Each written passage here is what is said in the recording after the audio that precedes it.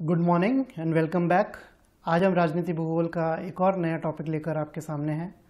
Territorial C and maritime boundary, प्रादेशिक समुद्र और सामुद्रिक सीमाएं। धरातल के ऊपर सीमाएं खींचना मानचित्र पर बड़ा आसान हो जाता है, लेकिन समुद्र के अंदर क्योंकि अथाह पानी पानी होता है, उसमें सीमाओं का निर्धारण किस प्रकार से होता है, यह सब चीज़ आज हम जानेंगे। मैं doctor Sandeep Yadav, associate professor in geography, government college Bundi. विश्व में कुल 44 राज्य हैं जो पूर्णतः स्थल से घिरे हैं। इनके पास समुद्र तट नहीं है एवं इस प्रकार इनकी समुद्र तक पहुंच नहीं है। विश्व के शेष राज्यों की सीमाएं का कुछ भाग सागर या महासागर द्वारा निर्मित किया जाता है। इसमें United kingdom, Japan, Indonesia, Philippines, Madagascar, Australia, New Zealand आदि ऐसे राज्य हैं जो पूरी तरह से सागर से घिरे हुए हैं। रूस, संयुक्त राज्य अमेरिका एवं कनाडा ऐसे वृहत राज्यों की तट रेखा की लंबाई काफ़ी अधिक है एवं उनकी पहुंच कई सागरों तक है। दूसरी तरफ ज़ायरे, इराक एवं जॉर्डन ऐसे राज्य हैं जिनकी समुद्र तट की लंबाई केवल कुछ किलोमीटर है। ये सभी राज्य समुद्र सीमाओं से घिरे हैं जो स्थलीय सीमाओं से भिन्न राज्य के सागरीय क्षेत्र पर क्षेत्र विस्तार को प्रदर्शित करती हैं। अब समुद्री सीमाएं क्या होती हैं? समुद्री सीमा से हमारा जो मतलब है वो है किसी तटीय राज्य के तट अथवा तट रेखा से नहीं है, क्योंकि राज्य का नियंत्रण निकटवर्ती सागर या महासागर के कुछ भाग तक होता है जिसे प्रादेशिक सागर कहते हैं। इसकी स्थिति तट से कुछ दूरी पर राज्य के प्रादेशिक जल क्षेत्र के बाहरी भाग तक होती है। स्थलीय सीमा की ही भांति सागरीय सीमा भी प्रादेशिक तंत्र का प्रमुख भाग है। ऐसी सीमाएं अंतर्राष्ट्रीय न होकर राष्ट्रीय होती हैं। ये एक राज्य को दूसरे राज्य से नहीं पृथक करती, क्योंकि समुद्र तट से परे विस्तृत सागरीय क्षेत्र होता है जो अब प्रतिरोधात्मक न होकर संयोजक का कार्य करता है। इसलिए यह कहा जा सकता है कि एक सागर तटीय राज्य विश्व के सभी राज्यों के सम्मुख स्थित होता है। जहाँ तक सागरीय सीमाओं का प्रश्न है, ये कभी भी केवल तट रेखाओं के सहारे ही नहीं निर्मित की जाती, अपितु ये तट से कुछ दूरी पर स्थित होती हैं। इसका यह अभिप्राय है कि राज्य की प्रभुसत्ता केवल तट तक ही सीमित न होकर तट से कुछ दूर सागरीय भाग तक भी फैली होती है। अंतर्राष्ट्रीय सहमति के आधार पर यह निर्णय लिया गया है कि प्रत्येक राज्य अपने तट से 3 मील या 5 किलोमीटर तक के जलीय क्षेत्र का उपयोग अपने राष्ट्रीय हित में कर सकता है। इससे आगे का महासागरीय क्षेत्र अंतर्राष्ट्रीय क्षेत्र या खुला सागर क्षेत्र कहलाता है, जिस पर किसी भी राज्य को वाणिज्य, व्यापार, मत्स्य उद्योग, खनिज संग्रह आदि का अधिकार प्राप्त होता है। समुद्री सीमाएं भी स्थलीय सीमाओं की तरह अनेक कार्य संपादित करती हैं। इनका तटीय राज्य की सुरक्षा, सीमा शुल्क, आप्रवास नियंत्रण में महत्वपूर्ण योगदान होता है। अब टेरिटोरियल सी या प्रादेशिक सागर क्या होता है?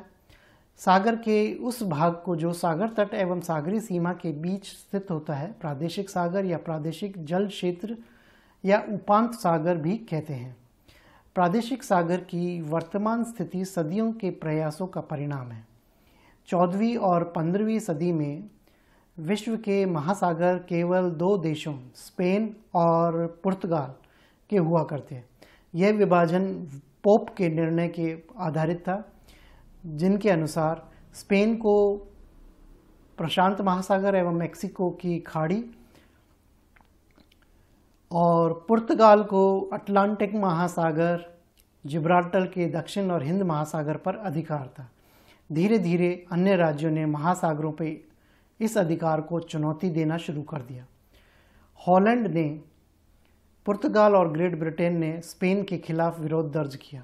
सन 1608 ईस्वी में एक डच न्यायाधीश हुगो ग्रोटियस ने महासागरों की स्वतंत्रता के बारे में लिखा, जिसके अनुसार विश्व के महासागर सभी समुद्री या तटीय राज्यों की संपत्ति माने गए। उनके अनुसार केवल सागर तट से कुछ दूर तक के सागर तटीय क्षेत्र पर ही किसी राज्य का अधिकार होना चाहिए। उसके बाद का क्षेत्र अंतर्राष्ट्रीय संपत्ति होता है। परंतु उन्होंने सीमांत सागर के सागर की तरफ विस्तार की कोई सीमा निर्धारित नहीं की। इस प्रकार 3 मील की दूरी का निर्धारण डच न्यायाधीश ने विभिन्न राज्यों के बीच शांति और सुरक्षा को ध्यान में रखकर किया था। उपनिवेशवादी तंत्र की समाप्ति और राष्ट्रीय राज्यों के उदय के उपरांत अधिकाधिक सागरीय क्षेत्र पर नियंत्रण की मांग उठने लगी। ऐसा समुद्री क्षेत्र विशेषकर महाद्वीपीय मग्न तट के बढ़ते आर्थिक महत्व और सागरीय सुरक्षा के बढ़ते खतरे के कारण संभव हुआ है। सन 1977 तक 3 मील के विस्तार वाले राज्यों की संख्या घटकर 28 रह गई। वहीं 12 मील विस्तार वाली राज्यों की संख्या बढ़कर 55 और 12 मील से अधिक विस्तार वाले राज्यों की संख्या 23 हो गई। चौड़े प्रादेशिक सागर हेतु इस बढ़ती मांग को देखते हुए 1987 में संयुक्त राष्ट्र के समुद्री अधिनियम सम्मेलन United Nations convention on the law of the sea ने प्रादेशिक सागर के विस्तार को बढ़ाकर 12 समुद्री मील या 22.2 किलोमीटर तक कर दिया। यह विस्तार तट के आधार रेखा निम्न जल तट से निर्धारित किया जाएगा, जिस पर संबंधित राज्य की प्रभुसत्ता स्थापित होगी। यद्यपि इस क्षेत्र से जहाज़ों, सैनिक चाहे असैनिक, को निर्दोष मार्ग की अनुमति होगी, मतलब आवागमन आसानी से मिल सकेगा।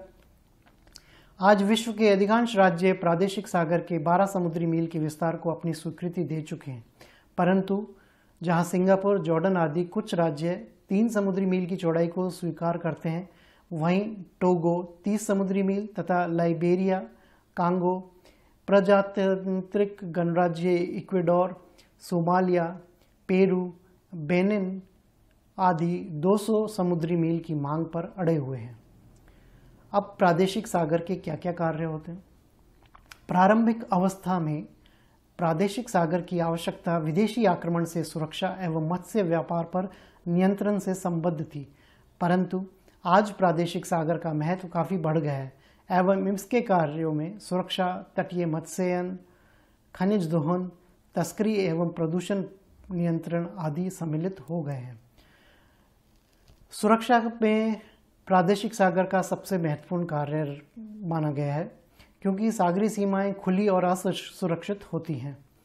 खुले सागरीय भागों से आसानी से तटीय क्षेत्र के महत्वपूर्ण प्रतिष्ठानों को क्षति पहुंचाई जा सकती है एवं इन्हें नष्ट किया जा सकता है। प्रादेशिक जल क्षेत्र के अंतर्गत प्रत्येक राज्य को संप्रभुता प्राप्त होती है एवं वह अपनी सुरक्षा हेतु किसी भी राज्य के जहाजी बेड़े के प्रवेश को इस क्षेत्र में प्रतिबंधित कर सकता है, उसकी तलाशी ले सकता है अथवा उसके प्रवेश को बलपूर्वक रोक सकता है। वह इस क्षेत्र में सुरक्षात्मक प्रतिष्ठानों का भी निर्माण कर सकता है, परंतु आज के रॉकेट और मिसाइल युग में प्रादेशिक सागर का सुरक्षात्मक कार्य अधिक महत्व का कार्य नहीं रह गया। दूसरा है मत्स्य सुरक्षा। समुद्र तटवासियों को सागर से 2 बहुमूल्य वस्तुएं, मछली एवं खनिज प्राप्त होती हैं।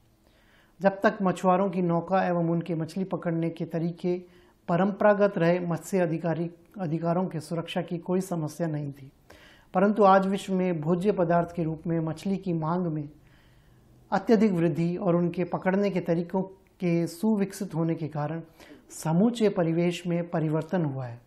प्रादेशिक जल क्षेत्र पर राज्य के सार्वभौम अधिकार के साथ ही इस क्षेत्र की मत्स्य एवं खनिज संपदा के दोहन का भी उसे अधिकार प्राप्त हो गया है। इसी कारण अनुमति के बिना इस क्षेत्र में मछली पकड़ने वाले मछुआरों के विरुद्ध राज्य को दंडित करने का पूर्ण अधिकार प्राप्त है।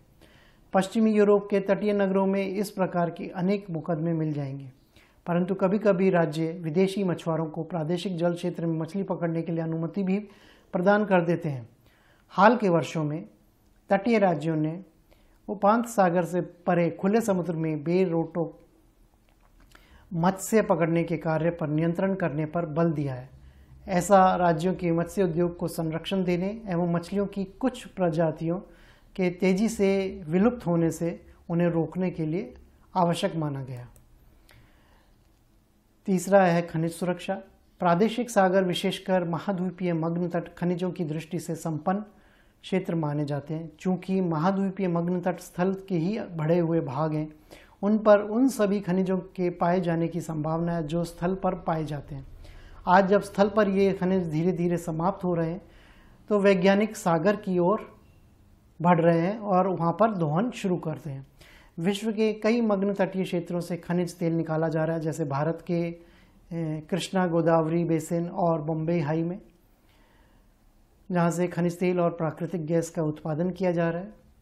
खनिजों की इस बढ़ती संभावना को देखते हुए विश्व के अधिकांश देश विस्तृत प्रादेशिक सागरीय एवं मग्न तटीय क्षेत्र पर अपना एकांतिक अधिकार प्राप्त करने का प्रयास कर रहे हैं। चौथा है तस्करी के विरुद्ध सुरक्षा। अतीत काल से ही तस्करी के माध्यम से अरबों रुपए के सामानों का आदान प्रदान तस्करों के माध्यम से राज्यों के बीच होता रहता है, जिसका राज्य की अर्थव्यवस्था पर प्रतिकूल प्रभाव पड़ता है। प्रादेशिक जल क्षेत्र का प्रयोग सभी राज्य इस प्रकार के अवैध व्यापार को रोकने के लिए करते हैं। चूंकि इस क्षेत्र पर राज्य का पूर्ण स्वामित्व होता है, उसकी पुलिस या तटीय प्रतिरक्षक कोस्टल गार्ड्स इस प्रदेश में अपनी जहाज से तलाशी ले सकते हैं, उसके मालिकों पर तस्करी के विरुद्ध कार्रवाई कर सकते हैं। उदाहरणतः ब्रिटेन की संसद द्वारा पास किए गए कानून के अनुसार सरकार किसी भी ऐसे जहाज को रोक सकती है जो जबरन तलाशी ले सकती है, जो कि तट सीमा से 2 लीग या 6 समुद्री मील के क्षेत्र विस्तार के अंतर्गत भटकती हुई पाई जाती है। यह दूरी सुविधा अनुसार 3 से 4 लीग और आज बढ़कर 100 लीग तक पहुंच गई है, जो एक हास्यास्पद बात है। सन 1876 में इस भ्रम के निवारण के लिए इस दूरी को घटाकर 9 समुद्री मील तक कर दिया गया है। साथ ही कोस्टल गार्ड्स ये भी ध्यान देते हैं कि समुद्र के द्वारा किसी प्रकार के आतंकवादी देश में प्रवेश तो नहीं कर रहे। प्रदूषण नियंत्रण और सफाई। प्रादेशिक सागरों का सफाई एवं स्वास्थ्य की दृष्टि से भी महत्व है। इस क्षेत्र में आने वाले जहाज़ों के यात्रियों के स्वास्थ्य की जांच की जा सकती है एवं उन्हें छुआछूत आदि की बीमारी होने पर दूर रखा जा सकता है। इसी प्रकार प्रादेशिक जल क्षेत्र में प्रदूषण नियंत्रण हेतु पेट्रोलियम आदि प्रदूषक पदार्थों के विसर्जन पर रोक लगाई जा सकती है, ताकि मत्स्य क्षेत्रों एवं समुद्री जीवों पर इनका कोई प्रतिकूल प्रभाव न पड़े।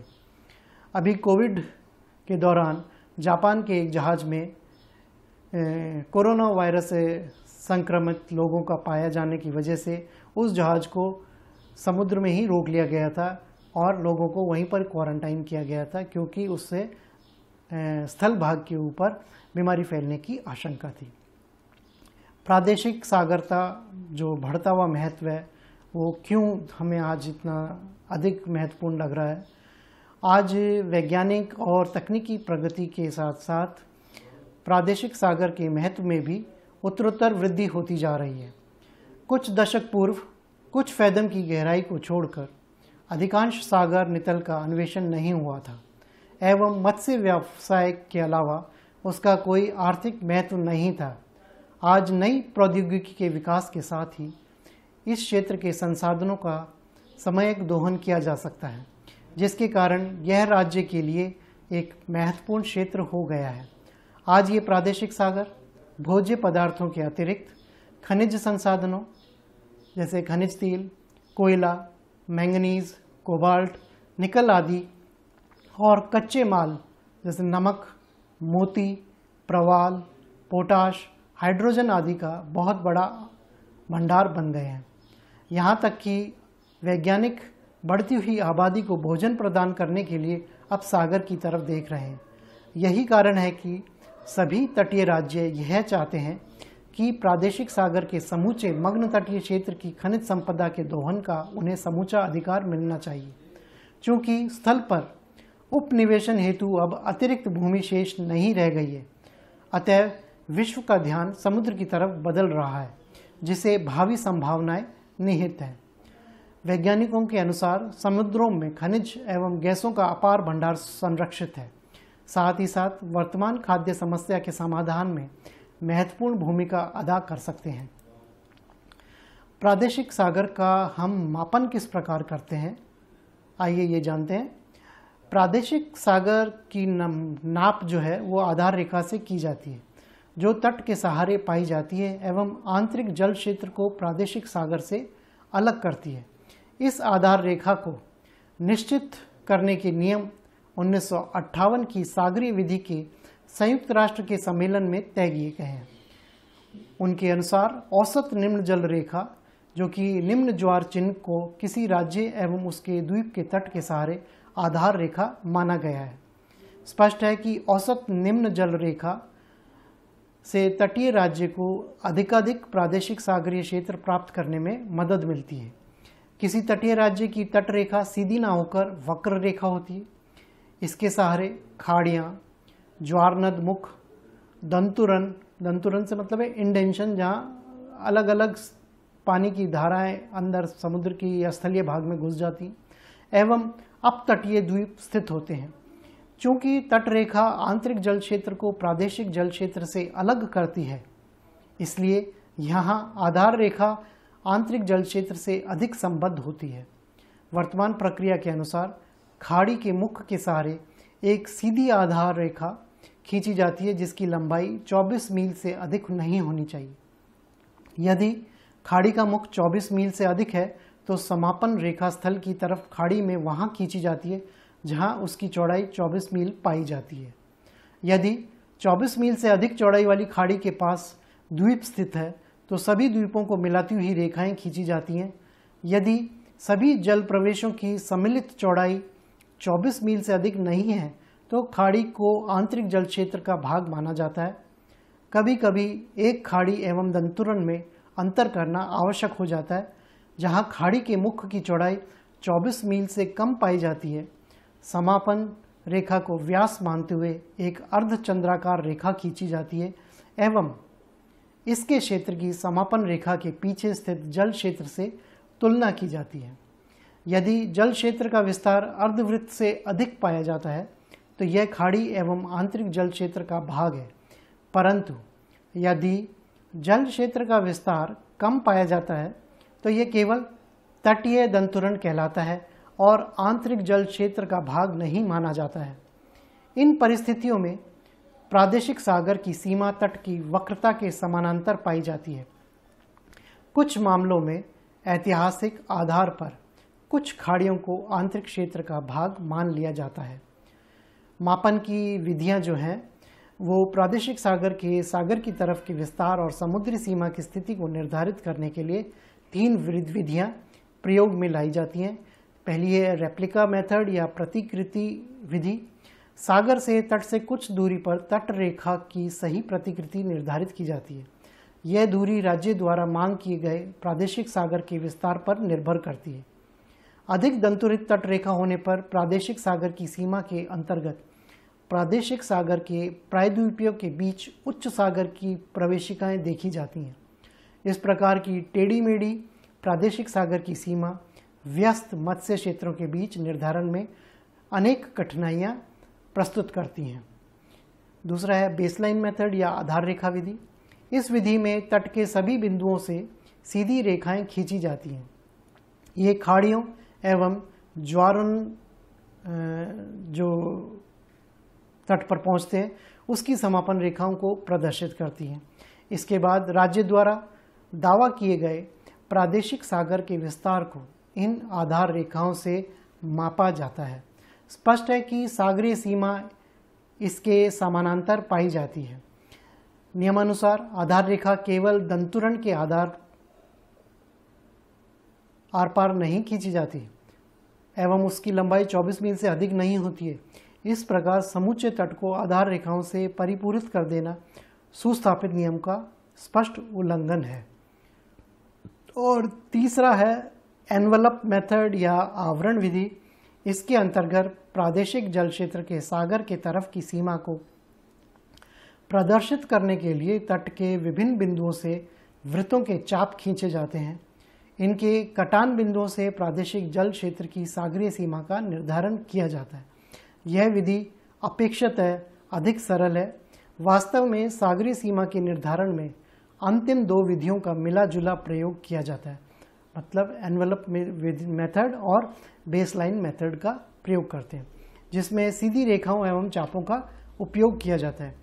किसी वृहत मापक मानचित्र पर खींची गई समुद्री सीमा की शुद्धता बहुत कुछ इस बात पर निर्भर करती है कि मानचित्र का कार्य कितनी अच्छी तरह से किया गया है।